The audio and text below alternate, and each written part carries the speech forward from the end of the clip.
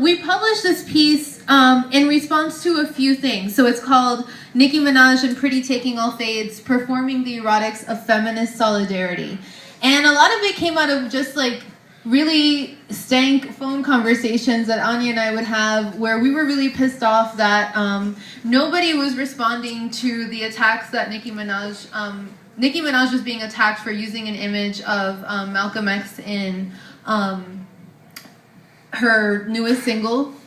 And, you know, we're part of a lot of feminist women of color communities online, and we found that nobody really came to her defense. You know, that she was kind of left to fend for herself as she was being attacked by men, she was being attacked by other women for appropriating this image of Malcolm X, because she's associated with hypersexuality. I think there's many ways where she's seen as not being political, as not being someone who deserves to be able to connect with the legacy of Malcolm X. And we had a problem with that. And we didn't find that anyone else was kind of stepping up to the plate to defend her use of an image that other male rappers had appropriated, like KRS-One.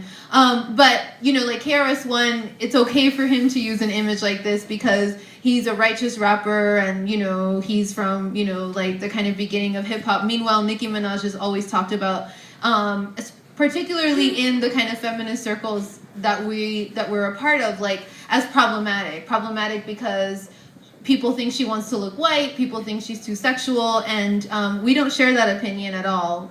We find that Nicki Minaj does conduct feminist work whether or not she uses that term herself or not. So part of why we wanted to publish this was because we found it interesting that no one wanted to defend Nicki, yet when Beyonce dropped her album in December, like everyone was talking about it like it was like the kind of like feminist, you know, like the moment in feminism, right? Like here is this amazing moment, and we just found that there's a huge discrepancy in the way that feminists of color embrace Beyonce and the way that feminists of color kind of abandon Nicki Minaj. And so we're interested in fighting against that kind of discourse of respectability because it hurts everybody. Like if we're interested in being respectable, then we're interested in being policed. You know, there's so many ways that respectability can veer into sexual policing. And so since we work with girls and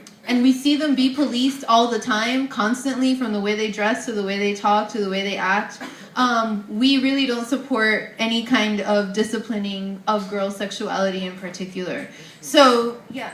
I also wanted to add that, and I think this is true, that we first kind of came in contact with doing this work and this protection of Nicki because of girls, right? Mm-hmm. So at the same time that girls are policed and their bodies are policed and their sexualities are policed, they're projecting that onto other people now. And people like Nicki Minaj are at the forefront of that. So Nicki came up a lot in conversations where girls just seem to have so much ownership over what she should and shouldn't be doing with her body. And that's one of the reasons why we felt the need to do this too. Yeah, definitely.